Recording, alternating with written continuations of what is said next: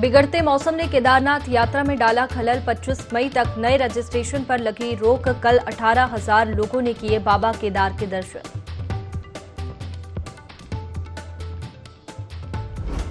PM Narendra Modi अगले महीने उत्तराखंड में करेंगे बड़ी रैली। केंद्र सरकार के 9 साल का कार्यकाल पूरा होने पर चलेगा महाअभियान। भाजपा प्रदेश कार्य समिति की बैठक में तय होगी रणनीति।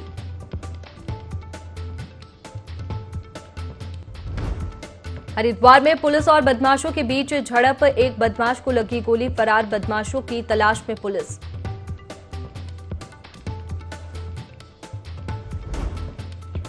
पेयजल निगम ने बनाया रिकॉर्ड। यमुना से 1.2 किलोमीटर ऊंचाई पर रात 1 बजे मसूरी पहुंचा पीने का पानी। लोगों ने जलाए पटाखे, बांटी मिठाइयां।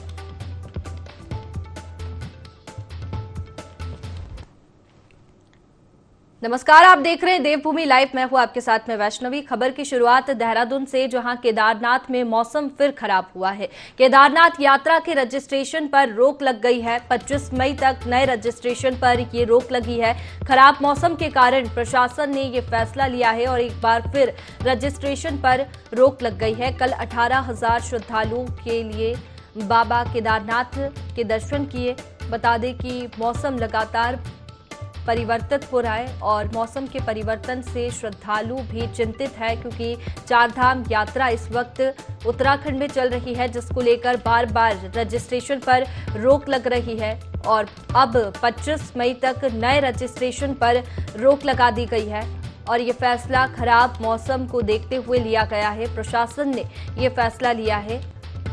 बता दें कि कल 18,000 श्रद्धालुओं ने बाबा केदारनाथ के दर्शन किए और काफी संख्या में श्रद्धालु अभी चारधाम यात्रा के लिए पहुंच रहे हैं, जिसको देखते हुए खराब मौसम की वजह से ये फैसला लिया गया है, जिसमें केदारनाथ में नए रजिस्ट्रेशन पर रोक लगा दी गई है। केदारनाथ यात्रा के रजिस्ट्रेशन पर 25 मई तक नए रजिस्ट्रेशन पर रोक लगी है। 25 मई तक नए रजिस्ट्रेशन नहीं होंगे। खराब मौसम के कारण प्रशासन ने ये फैसला लिया है और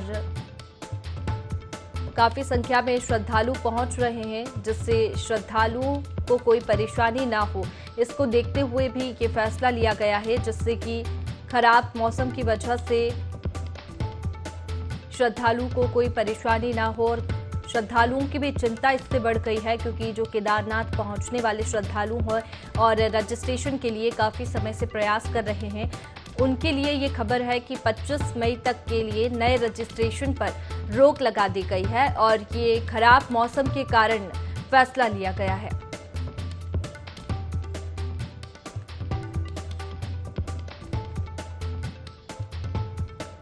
तो देखिए, केदारनाथ यात्रा के रजिस्ट्रेशन पर एक बार फिर से रोक लग गई है और ये रोक 25 मई तक के लिए लगा दी गई है। 25 मई तक नए रजिस्ट्रेशन नहीं होंगे।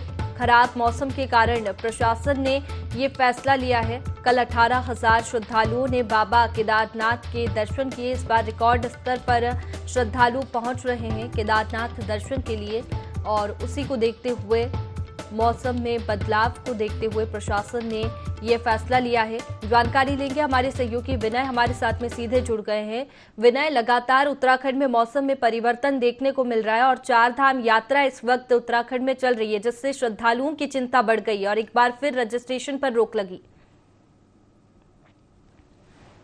वैष्णवी, देखिए, तरीके से चारधाम यात्रा इस बार जो है यहाँ पर चल रही है, उसी को देखते हुए जो है इस बार मौसम जो है एक तरह से यहाँ पर चारधाम यात्रा के दौरान आफत बना हुआ है।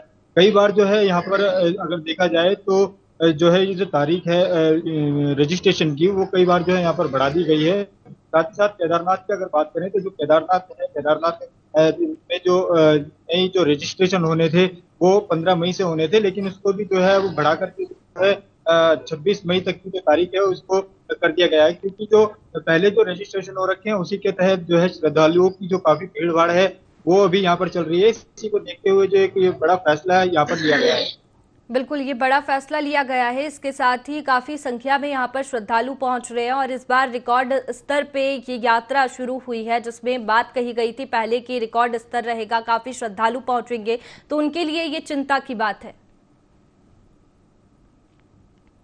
जी बिल्कुल, देखिए चिंता की अगर बात करें तो चिंता तो यहाँ पर जो है श्रद्धालुओं की लगातार बनी हुई है, क्योंकि जो बाहरी राज्यों से आने वाले जो श्रद्धालु हैं वो हर वर्ष जो है यहाँ पर चारधाम यात्रा के दौरान पहुंचते हैं, लेकिन कहीं ना कहीं देखा जाए तो इस बार जो है यहाँ पर जो श्रद्धालु पहुंच रहे हैं उनकी जो सीमित संख्या है वो भी यहाँ पर सरकार द्वारा रखी गई है, क्योंकि मौसम लगातार यहाँ पर बदल रहा है, जिसकी वजह से काफी दिक्कतें जो है यहाँ पर प्रशासन को तो आ ही रही है, साथ साथ जो यहाँ पर श्रद्धालु पहुंच रहे हैं, यात्री पहुंच रहे हैं, उनको भी काफी दिक्कतों का यहाँ पर सामना करना पड़ रहा है, क्योंकि रुक रुक पर जो यहाँ पर बर्फबारी हो रही है उससे जो यात्री हैं उनको वहाँ पर चलने में भी काफी दिक्कतें आ रही है।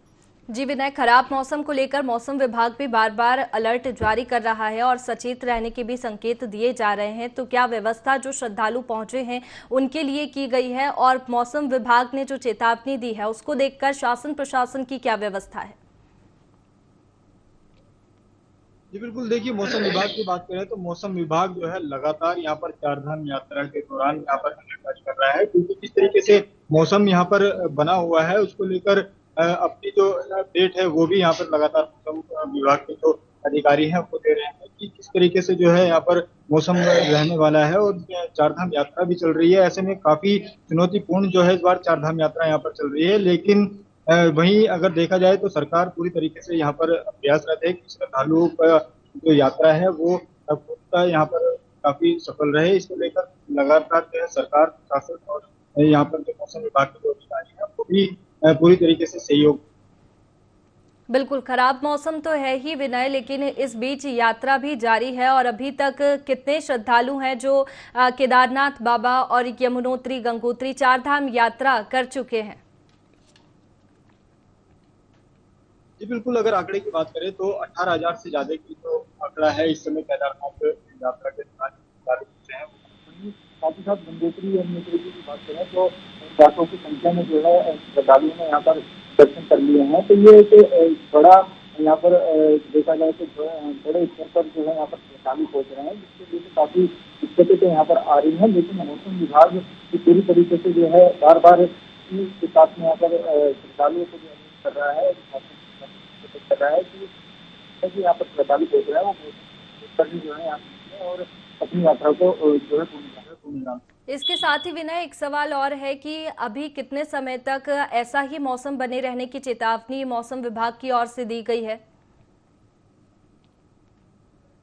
बिल्कुल, देखिए मौसम विभाग की बात करें तो मौसम विभाग जो है लगातार यहाँ पर अलर्ट जारी कर रहा है। अभी के लिए अगर देखा जाए तो जो मौसम विभाग का नया अपडेट जो आया था वो यहाँ पर इस मई तक के लिए आया था कि मौसम है इसी तरीके से बना रहना है, तो वो पर्वतीय क्षेत्रों में लगातार जो है बारिश की संभावनाएं जो है उन्होंने जताई। जी चलिए विनय, बहुत शुक्रिया आपका जानकारी के लिए। चलिए आगे बढ़ते हैं। राष्ट्रीय आपदा प्रबंधन संस्थान इन दिनों लगातार बदलते मौसम पर नजर बनाए हुए हैं, जिसके लिए बाकायदा संस्थान चेतावनी के साथ अलर्ट जारी कर रहा है। इसी बीच हिमस्खलन रोमांचित कर देने वाली तस्वीरें सामने आई है, जिसमें नीलकंठ हिम शिखर से बर्फ की नदी बहकर नीचे आ रही है। ये तस्वीरें सहस्त्रधारा के दूसरे छोर पर 6,500 मीटर ऊंचे नीलकंठ पर्वत से आ रही है और एवलॉन्च की दुर्लभ घटना की तस्वीरें हैं। कैसे बर्फीली चोटी से ताजा बर्फ की नदी का गुबार नीचे फिसलता नजर आ रहा है। हालांकि इस हिमस्खलन से ट्रैकरों को कोई नुकसान नहीं पहुंचा है, लेकिन राष्ट्रीय आपदा प्रबंधन संस्था द्वारा जारी एवलॉन्च की चेतावनी इन हिमालयी क्षेत्र में सटीक साबित हो रही है और पर्यटकों और ट्रैकिंग दलों को इसको लेकर अलर्ट रहने को कहा गया है।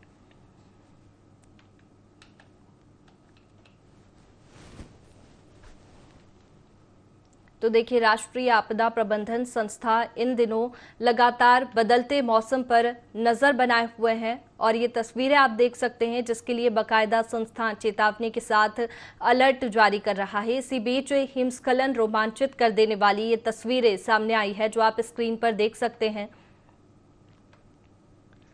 जिसमें नीलकंठ हिम शिखर से बर्फ की नदी बहकर नीचे आ रही है। ये तस्वीरें सहस्त्रधारा के दूसरे छोर पर 6,500 मीटर ऊंचे नीलकंठ पर्वत से आ रहे एवलॉन्च की दुर्लभ घटना की तस्वीरें हैं। कैसे बर्फीली चोटी से ताजा बर्फ की नदी का गुबार नीचे फिसलता नजर आ रहा है। हालांकि इस हिमस्खलन से ट्रैकरों को कोई नुकसान नहीं पहुंचा है। जानकारी लेंगे। हमारे सहयोगी संजय हमारे साथ में फोन लाइन पर जुड़ गए हैं। संजय, पर्यटकों और ट्रैकिंग दलों को क्या अलर्ट जारी किया गया है? देखिए, वैष्णो देवी पिछले कुछ दिनों से लगातार जो राष्ट्रीय आपदा प्रबंधन संस्थान है उनकी ओर से जो है मोबाइल में मैसेज किया जा रहा है, तो साथ ही ईमेल और अन्य माध्यमों से भी प्रदेश सरकार से प्रशासन को और प्रत्येक एडवेंचर से जुड़े व्यक्ति को जो है मैसेज किया जा रहा है कि कुछ दिन जो है उस हिमालय क्षेत्र में जो प्राकृतिक घटनाएं हो रही है, एवलांच की, बवंडर की, तो इसको देखते हुए उच्च हिमालय की तरफ अभी मूवमेंट रोके। लेकिन जिस तरह से आप देख रहे हैं तस्वीरों में कि जो उच्च हिमालय क्षेत्र है बद्रीनाथ से आगे सतोपंत सरोवर का, हालांकि यहाँ पे जो बिल्कुल सेपरेट क्षेत्र माना जाता है ट्रैकिंग के लिए, लेकिन जिस तरह से लगातार हर दिन यहाँ पे शाम को मौसम बदल रहा है और बर्फबारी हो रही है, लिहाजा मौसम के बदलाव के चलते ये जो हिमस्खलन और एवलांच की घटना, जो प्राकृतिक घटना है, वो आम बात है। लेकिन अभी जो है 10 से 15 दिन इस तरह के जो ट्रैकिंग अभियान है और जो उच्च हिमालय क्षेत्र में जो आवाजाही हो रही है इसको लेकर के चिंता जताई जा रही है। और राष्ट्रीय आपदा प्रबंधन संस्थान से जो है जिला प्रशासन भी अभी फिलहाल कुछ दिनों तक इन उच्च हिमालय क्षेत्रों में जाने से लोगों के लिए अपील कर रहा है, एडवेंचर शौकीनों से अपील कर रहा है कि अभी फिलहाल जो है इन ऊंचाई वाले क्षेत्रों में न जाए, क्योंकि आजकल जो है हिमस्खलन की घटनाएं अमूमन बढ़ रही है। तो लिहाजा जो एक चेतावनी के तौर पे राष्ट्रीय आपदा प्रबंधन संस्थान जो है प्रतिदिन जो अलर्ट जारी कर रहा है कि इस तरह की घटनाएं इन क्षेत्रों में होगी, तो पर्यटन व्यवसायियों से जो ट्रैकिंग के शौकीन है, जो एडवेंचर के शौकीन है, उनको भी देखना होगा कि मौसम की जानकारी और इस तरह के अलर्ट की चेतावनी के बाद इन हिमालय क्षेत्रों में मूवमेंट ना करें। जी बिल्कुल संजय, इसके साथ ही हिमस्खलन की ये तस्वीरें हम दिखा रहे हैं, रोमांचित कर देने वाली तस्वीरें हैं, लेकिन जो ट्रैकिंग यहाँ पर बीच में चल रही है वो चिंता का विषय है। बिल्कुल, वैष्णो देवी जो आप तस्वीरों में देख रहे हैं, ये माउंट नीलकंठ 6500 मीटर इसकी ऊंचाई है और ये जब स्वर्गारोहणी सतोपंत सरोवर की जो ट्रैकिंग के लिए बद्रीनाथ से जाते हैं 25 किलोमीटर दूरी पर ये स्थित है। और हालांकि ये जो हिमस्खलन जो नीलकंठ पे दिखाई दे रहा है, ये दूसरे छोर पे, वसुधारा वाले छोर पे हो रहा है, लेकिन कभी भी इस तरह के हादसे जो है आजकल इन क्षेत्रों में हो सकते हैं। और जब जो राष्ट्रीय जो आपदा प्रबंधन संस्थान है, जब वो अलर्ट जारी कर रहा है, रेड येलो अलर्ट जारी कर रहा है और चेतावनी जारी कर रहा है, तो ऐसे में कुछ दिन जो है रोक करके ही इस तरह की यात्रा करनी चाहिए, क्योंकि कभी भी हिमालय में इस तरह की घटना हो सकती है। हालांकि ये तो हिमालय में आम घटना है, प्राकृतिक घटना है, हिमस्खलन, एवलांच आदि, लेकिन जब चेतावनी जारी की जाती है तो पर्यटन व्यवसायियों को, ऑपरेटरों को और ट्रैकरों, खासकर जो इस तरह के उच्च हिमालय के शौकीन ट्रैकर है, इन्हें मौसम की जानकारी और चेतावनी पड़ने के बाद ही जो है इस तरह की यात्राओं को शुरू करना चाहिए। जी फिलहाल संजय, संस्था चेतावनी के साथ ही इसके लिए अलर्ट भी जारी कर रहा है। बहुत शुक्रिया आपका जानकारी के लिए। काशीपुर में कांग्रेस कार्यकर्ताओं ने कर्नाटक में कांग्रेस की जीत पर खुशी का इजहार किया और एक दूसरे को मिठाई बांटकर जश्न मनाया। इस दौरान वरिष्ठ कांग्रेसी नेता और कांग्रेस महासचिव ने केंद्र के नेताओं का आभार व्यक्त करते हुए कहा कि कर्नाटक की जीत विकास की जीत है। इसी के साथ उन्होंने कहा कि चुनाव के दौरान जुमलेबाजी कर जनता को गुमराह करने वालों को जनता पहचान गई है और आने वाला समय उत्तराखंड का है, जब कांग्रेस प्रचंड बहुमत से यहां भी सरकार बनाएगी।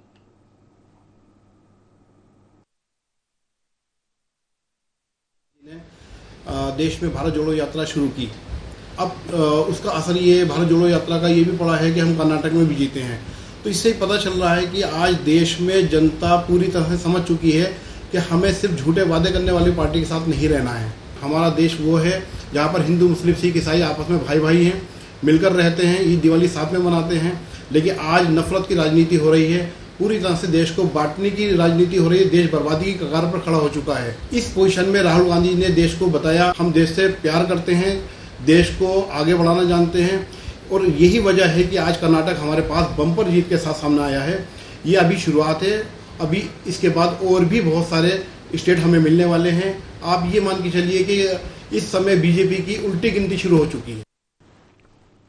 चलिए आगे बढ़ते हैं। दून विश्वविद्यालय में राष्ट्रीय होम्योपैथिक सम्मेलन होम्योकॉन 2023 कार्यक्रम का आयोजन किया गया था। इस मौके पर मुख्यमंत्री पुष्कर सिंह धामी ने बतौर मुख्य अतिथि शिरकत की। इस दौरान केंद्रीय राज्य मंत्री अश्विनी कुमार चौबे भी उपस्थित रहे। मुख्यमंत्री पुष्कर सिंह धामी ने कार्यक्रम की शुरुआत दीप प्रज्वलित कर की। कार्यक्रम को संबोधित करते हुए मुख्यमंत्री पुष्कर सिंह धामी ने कहा कि केंद्र और राज्य सरकार लगातार आयुष चिकित्सा को बढ़ावा दे रही है। इस दौरान मुख्यमंत्री ने इस कार्यक्रम के आयोजन के लिए सभी को हार्दिक बधाई एवं शुभकामनाएं दी। 2023 यहाँ पर आयोजित हुआ, तो निश्चित रूप से ये उत्तराखंड यहाँ देवभूमि है, वहीं ये आयुष भूमि भी है, आयुष के साथ साथ योग भूमि भी है। तो इस प्रकार के जो कार्यक्रम हैं उससे तमाम प्रकार की जो चर्चा होती है, जो उसमें एक मंथन होता है, चिंतन होता है, उसमें से सकारात्मक रूप से तमाम सारे चीज़ें बाहर आती हैं, तमाम चीज़ों पर चर्चा होती है। तो कहीं न कहीं जो हमारा संकल्प है कि इसको आयुष का प्रदेश बनाएंगे, आयुष हमारी पहली प्राथमिकता है, उस दिशा में ये बहुत कारगर होगा। मैं इसके आयोजन के लिए सभी को बधाई देता हूँ। होम्योपैथिक का कोई बाहर की जर्मनी की नहीं है, ये लोगों में भ्रम है। ये भारत की पुरातन और सनातन संस्कृति से जुड़ा हुआ, और आज मेरे भारत सरकार में मैंने स्वास्थ्य मंत्रालय का भी जिम्मेवारी हमारी छोटी सी थी। मैं वर्षों तक प्रधानमंत्री के नेतृत्व में जो उन्होंने आयुष मंत्रालय अलग से बनाया 2014 में, ये एक मिसाल के रूप में, और निश्चित रूप में वो चाहते हैं कि उत्तराखंड में, उत्तराखंड की जो धरती है वो इसके लिए उपयुक्त है। और लिटरेचर और देन फ्यूचर, तो हमारा निश्चित रूप से इस देवभूमि में मैं आया। माननीय मुख्यमंत्री पुष्कर जी धामी का जो मैं देख रहा हूँ, जो विकास हो रहा है उत्तराखंड का, सार्वभौमिक विकास, और निश्चित रूप से आयुष हमारा प्रदेश बने, यह जो उनका संकल्प है, इस संकल्प को पूरा करने के लिए आज होम्योपैथिक दिवस पर जो ये सम्मेलन हजारों लोग आए, उनको बधाई देता हूँ। उत्तराखंड सरकार को बहुत बहुत बधाई। चलिए आगे बढ़ेंगे। देश को आज आयुर्वेदिक, होम्योपैथिक और यूनानी क्षेत्रों में 3 राष्ट्रीय आयुष संस्थान प्राप्त हुए। प्रधानमंत्री मोदी ने राष्ट्रीय आयुष संस्थान का उद्घाटन गोवा में डिजिटल माध्यम से भी किया गया है। उसी तर्ज पर अब देश के अंदर जगह जगह पर आयुर्वेदिक, होम्योपैथिक और यूनानी 3 राष्ट्रीय आयुष संस्थान खुलती जा रही है। उसी क्रम में उत्तराखंड के जनपद उधम सिंह नगर के काशीपुर में हॉट वाटर थेरेपी का शुभारंभ किया। इस शुभारंभ में भाजपा के पूर्व विधायक हरभजन सिंह चीमा, भाजपा मेयर उषा चौधरी, पूर्व चेयरमैन शशमुद्दीन शामिल रहे। 21 साल से लोगों की सेवा में मेडिकल फैसिलिटी प्रोवाइड करा रहा है। अभी हमने एक नया सेक्शन इसमें शुरू किया है, पीएनएसटी, और हॉट वाटर थेरेपी स्टार्ट की है। तो ये अभी जो पेन मैनेजमेंट का एक बड़ा सेक्शन है, जो लोग दर्द से परेशान हैं, बहुत सारे दर्द हैं, उनके लिए ये थेरेपी बहुत ज़्यादा लाभदायक है। बेसिकली ये रेजिमेंटल थेरेपी का एक सेंटर है, और हम प्राचीनतम जो पद्धति है इलाज की, उसके जरिए लोगों का इलाज करते हैं, और इससे लोगों को काफ़ी मदद मिलती है। ख़ासतौर से उन वाले डिजीज़ में जो बहुत पुरानी डिजीज़ है, क्रोनिक डिजीज़ है। बहुत सारी रिसर्चेज हुई हैं। हमारे माननीय प्रधानमंत्री नरेंद्र मोदी जी ने एक बहुत बड़ा सपना देश को दिखाया है कि वो आयुष को बहुत आगे लेके जाना चाहते हैं। तो हमने इसे मॉडर्न पर्सपेक्टिव में और प्राचीनतम पद्धतियों को रखा है। तो ये प्राचीनतम पद्धतियों को मॉडर्न साइंस के, एडवांस साइंसेस के दौर में उससे ट्रीटमेंट करते हैं। उत्तराखंड में इन दिनों 4 धाम यात्रा सीजन चरम पर है। अकेले बद्रीनाथ धाम में ही अब तक 2 लाख से अधिक श्रद्धालुओं ने भगवान बद्री विशाल के दर्शन कर पुण्य लाभ अर्जित किया है। आध्यात्मिक तीर्थ यात्री बद्रीनाथ धाम के साथ साथ सत्यपथ सतोपंथ सरोवर की यात्रा पर भी जाने लगे हैं। इस सीजन का पहला सतोपंथ आध्यात्मिक यात्री दल भी बर्फबारी के बीच सतोपंथ ताल से सकुशल वापस लौट आया है। ट्रैक रूट पर भारी बर्फ होने के कारण और एवलांच के खतरे को देखते हुए दल सतोपंथ से कुछ किलोमीटर पहले चक्र तीर्थ टॉप से वापस लौट आया है।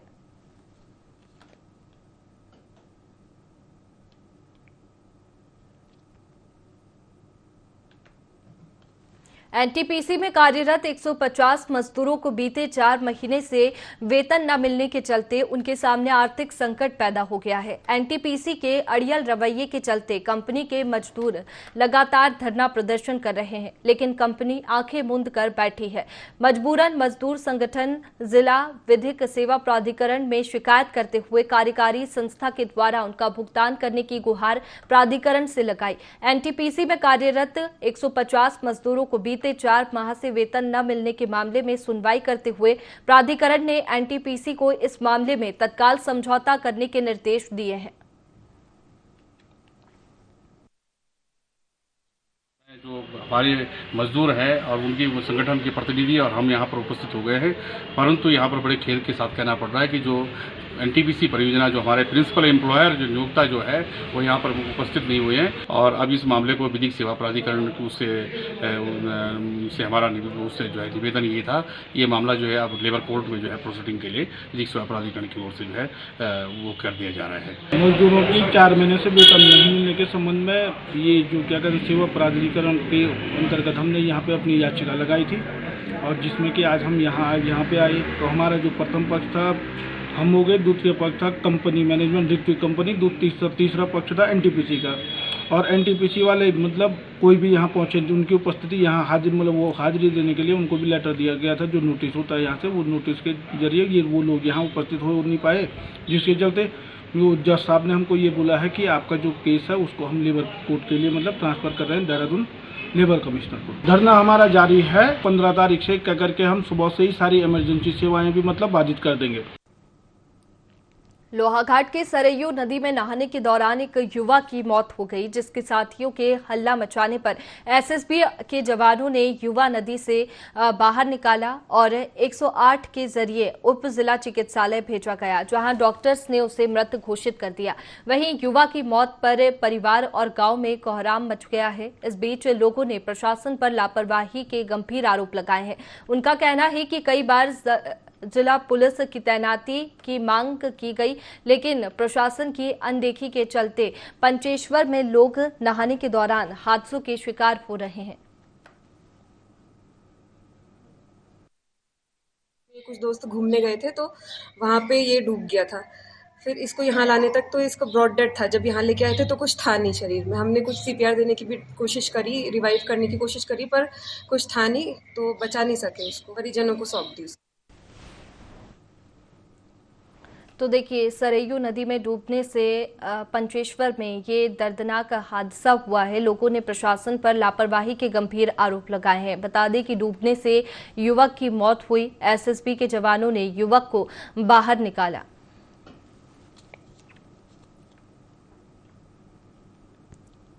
चलिए आगे बढ़ेंगे। लोहाघाट के पाटन पुल के पास बंदरों के झुंड ने एक दुर्लभ प्रजाति के उल्लू के बच्चे पर हमला करते हुए देखा तो सूरज ने बंदरों के झुंड को भगाकर उल्लू के बच्चे को हमले से बचाया और घायल उल्लू के बच्चे को घर ले आया और अपने पिता पूर्व सैनिक ललित सिंह अधिकारी को जानकारी दी, जिसके बाद पूर्व सैनिक ललित सिंह अधिकारी ने लोगों को जानकारी दी। पशु चिकित्सालय में उपचार कराया गया, जहां फिलहाल वह ठीक है।